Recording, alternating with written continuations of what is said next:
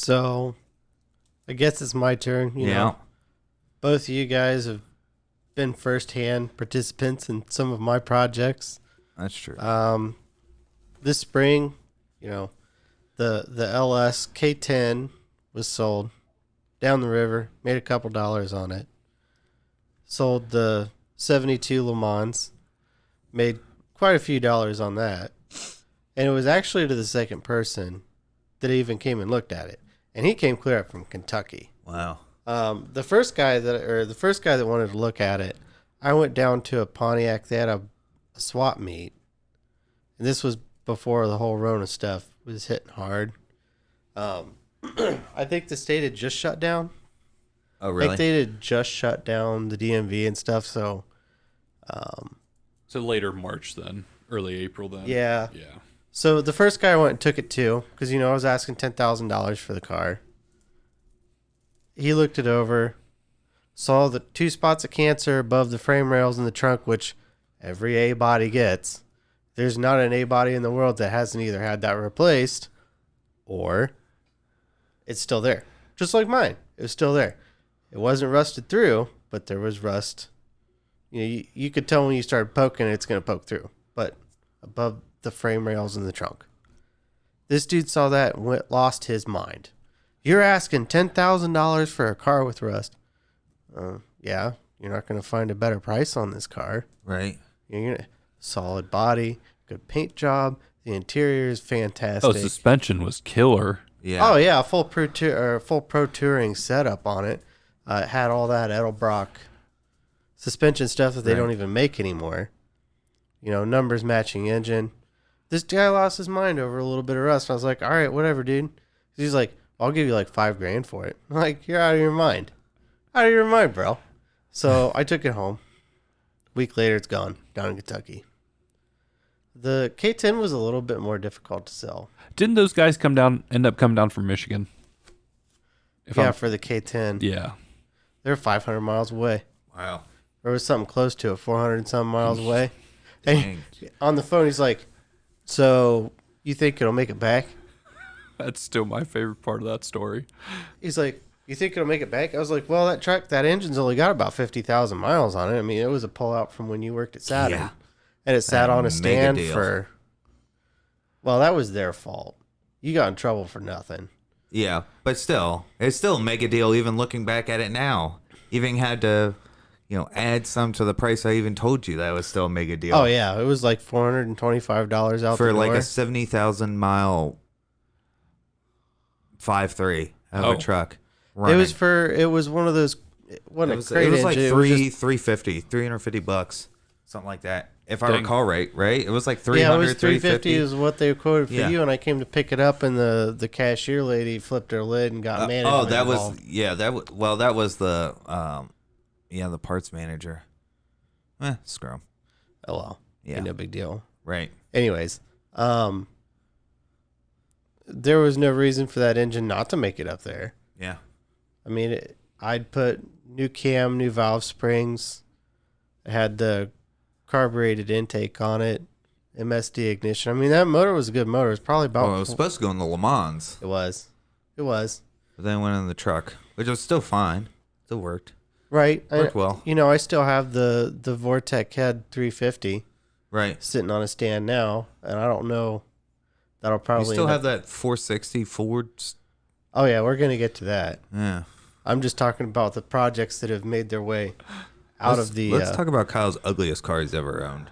That freaking 240 was the ugliest car you've ever owned. It was the fastest car I've ever but it was god awful. Dude, that thing ugly. Was a rocket. Yeah, that thing was so hideous. Not by your fault. You didn't put the body kit on, but it was it had Too the Fast, Too Furious, the full like veil side body kit. It was glassed in, like professional glassed in job. It had some like special, like only in Japan 4-inch exhaust. Like, it had money put into it. It was ugly. It was ugly. Like late 90s Fast and Furious. Oh my goodness. Because I never got to see this car. So on a scale of 1 to hold up to that SS you showed us, worse or better appearance wise? It's worse than the SS. Oh dude, it was ugly. It was ugly. was So it was a turd. It was a rocket-looking turd, is what you're saying.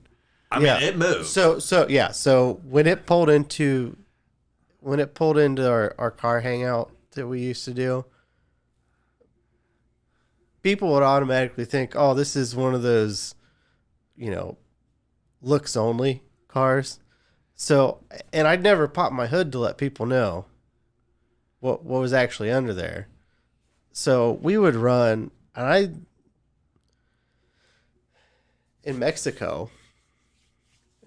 back in Mexico, we used to run, we'd do blocking races.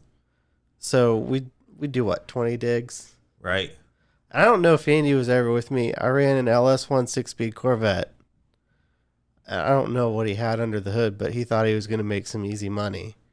And of course, from 20 to probably about 60, he had it on me. But as soon as that turbo spooled up, that little 240 was fourth and fifth was just flying by him. It was a great little car. And I traded it. Oh.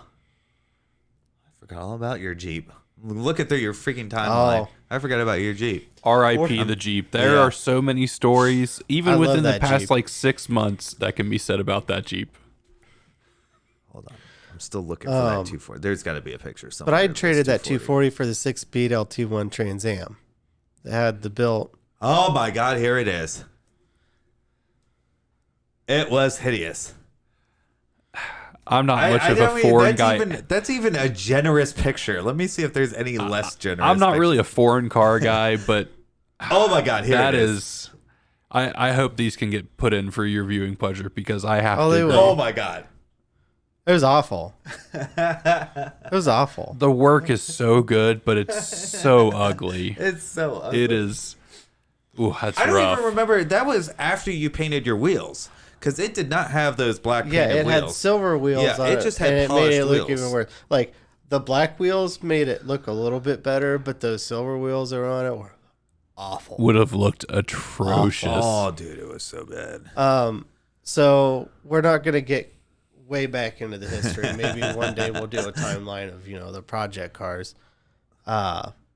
So the LeMans and the truck, the only two other ones that I'm actually going to talk about is the 79 F100 pickup and then the 1935 Ford 4-door. Oh, it's beautiful. Oh, yeah.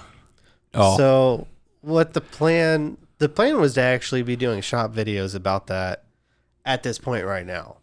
The whole podcast idea is something for us to be able to do in the meantime, because as you know, we're looking for property to actually build a shop on. So everything as far as shop videos is on hold. I've got all my still in the boxes shop equipment that I've bought up in the garage with no room to move out there for anything. It's stacked very nicely, though, I have to say. You don't know how bad I want to play with that stuff. It's a terrible feeling. You still have your F100 yes, just rotting away. No, it's not rotting away. It's rotting away on the inside. It's in a barn. A piece of its soul is like, that how dare 302 you. was dead when I put it away. Well, yeah. 50% cylinder leakage. You remember the time you first drove me in that? Oh yeah. Oh, Andy, this is check great. how awesome the brakes are. And brake line blows. Okay, so the story is swear to you. full manual brakes on this truck. And Andy was like, dude, isn't that really hard to get it to stop? Yeah, I was like, no, these brakes are great. I can lock up the tires. So I slammed the brakes on, Right and in front of Scott's it locked the tires and then blew a brake line up. Yes. That was funny. That reminds me, the first truck I ever went to buy was a 1990s B1000 Toyota. Oh, yes. Yes. Barely fit in the thing, but it was a 5-speed, which is I really wanted. Right. And the guy's like, let's take it for a drive. I was like, sure. So we get out and pulling out of his driveway, and this is out in the country, out in the sticks. Right. And we're pulling up to this hill, and he's like, give her a little gas. So we're going up, and we get ready to come back down the other side. And I go to hit the brakes.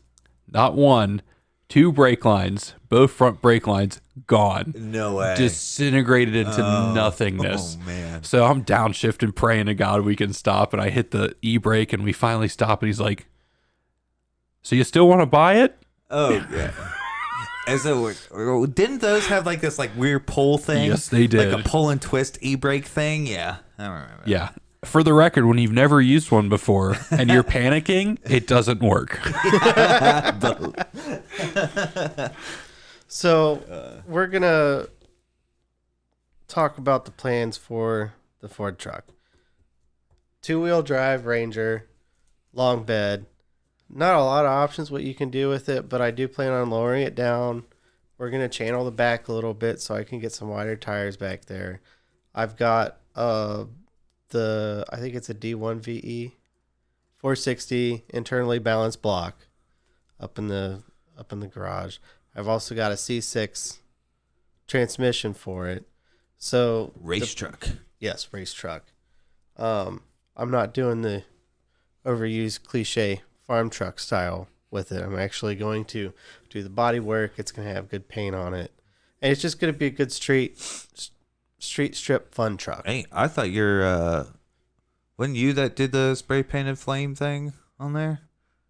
When you were in Lima? That was my roommate that did that, okay.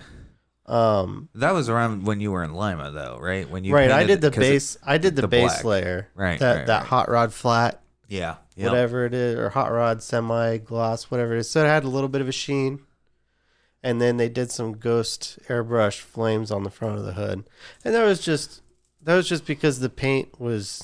Yeah, that red was done anyways. Yeah. I mean, it was like a pink color because it was Yeah. oxidized so bad. And as soon as you polish it down again, it reoxidized right away. So Oh yeah, that's the paint on the Blazer too. yeah. Like it's done. It's so done. So that's the plan with that truck. It's not really a priority at the moment. The real priority is I getting know because it sits there waiting on you to come back. Hey, I got rid of the. It's like Scott and that 240. It's just sitting there. Like, are you gonna do anything with me? Like, Scott, when are you gonna work on the Toyota? Hey, how many other cars are sitting in front of the line now? That's it has true. decreased quite a bit. It has The decreased. LeMans is gone. The Yeah. K10's gone. Well, and those vehicles, those were basically done anyways. Yeah, true. Oh, yeah. I They mean, were 95%. And I Yeah. think that's why I got rid of them because, like, what am I going to do now? Right. They look good. They run good. Well, you really wanted to work on the the Ford Coupe or something? The 35 Ford. Yeah, That's you wanted the to work next on one that. on the list. Yeah, Because that's got the Mustang 2 independent coil spring front suspension on it. It's got the Ford 9-inch rear end, leaf springs in the back still. We've got new fuel tank for it. It's got the Chevy 350 with the 202 heads. Not a hot engine, but it's not boring. And then a 700 R4 automatic transmission in it. So the chassis is completely done. The body's sitting on blocks. We have maybe a weekend worth of body work left on it before we can start bolting things back together. So that's going to be the priority going forward. And if I remember, you still have all of the internal components, seats, everything like that, if I remember sitting there. I do, but we're not going to be putting those old benches back in it. Okay. We're going to be either getting something made or finding something that will work for it. Gotcha. Something either a little bit more comfortable, a little bit safer. And the fact that we have to move the firewall back 4 inches, we have to be able to have something that can scoot the seats back a little bit. Yeah. that just reminded me of the time that one of Scott's ex-girlfriends cried about the 47 because it didn't have seatbelts. Like, Oh, is that blonde one? yeah, Oh, yeah. the I crazy remember psycho that one. girl. Well, whenever remember that Scott girl. gets his fat butt down there, he can tell that story. But that just reminds me. I'm like, what do you expect? It's a 1947 pickup truck. Your mom's arm was your seatbelt. Right, exactly. Even if I had my seatbelt on, my mom still. Every This is- time it was okay. a sudden stop. This is funny. Heather, something happened the other day.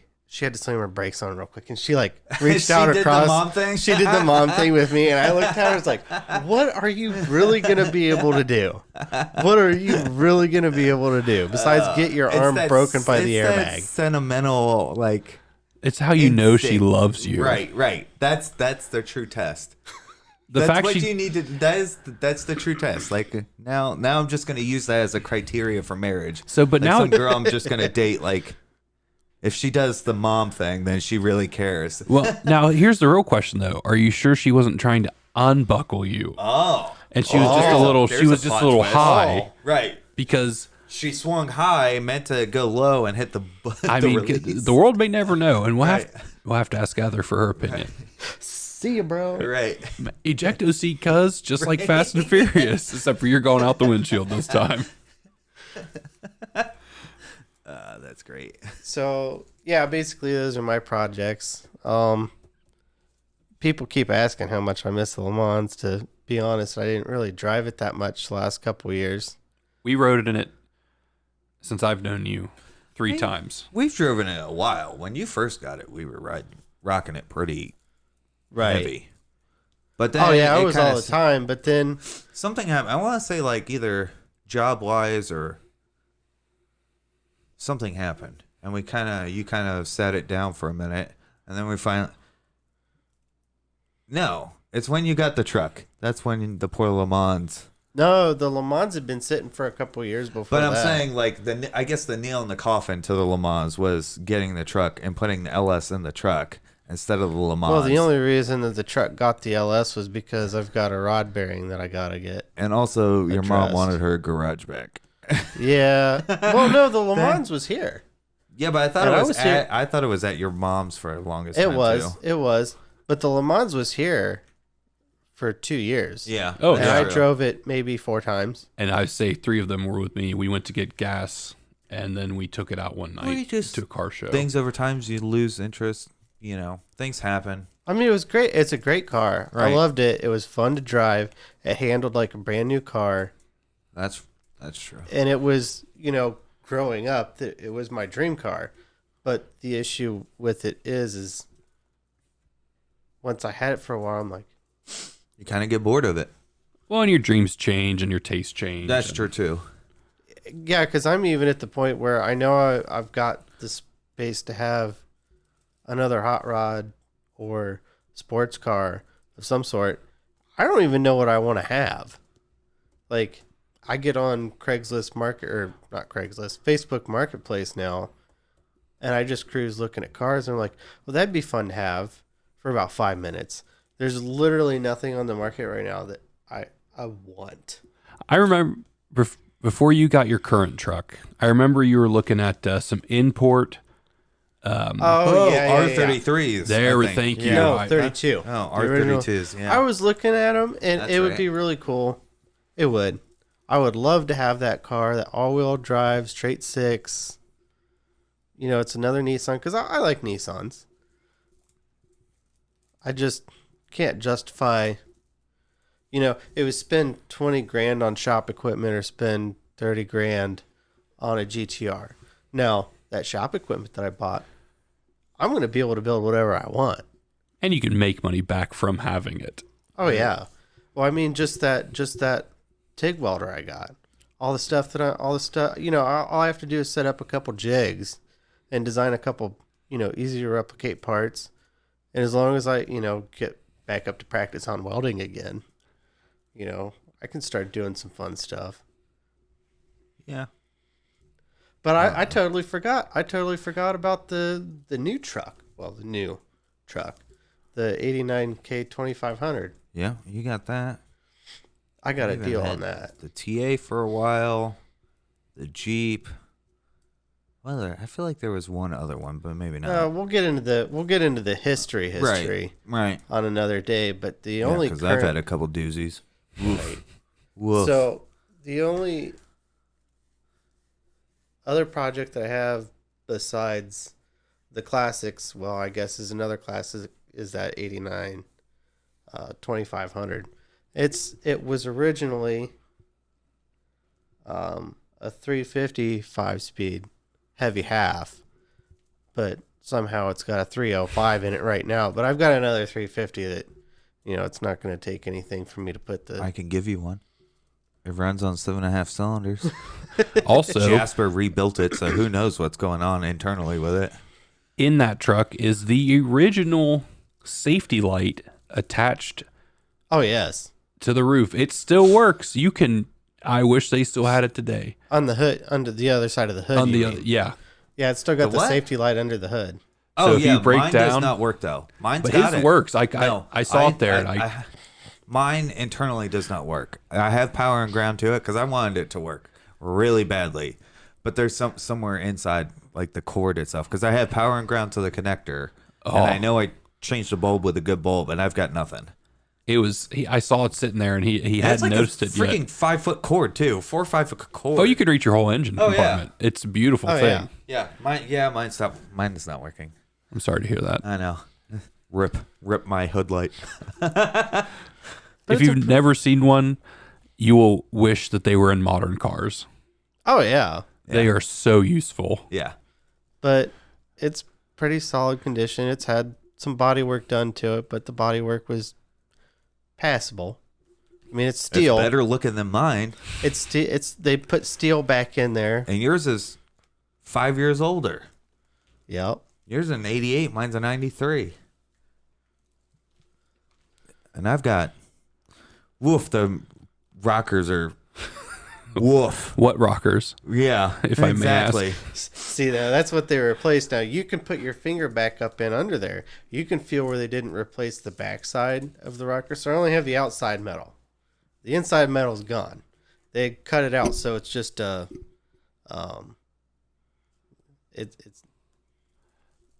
there's stuff missing. You just know there's stuff Yeah. missing there. No, every time I open and shut the door, I can just hear pieces of rust falling off. Like that's... That's character you're losing. Right. I'm just innovative in my weight savings.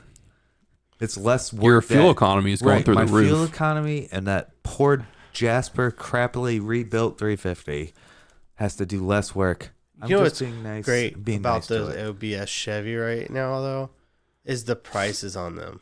Oh, I know they're ridiculous. I also thought Ridiculous. about just flipping it. Like once I get the LS in it, just flip it. But then again, I have nothing for the winter because the Buick's not gonna, unless it's more than, unless it's under like maybe 2 inches of snow.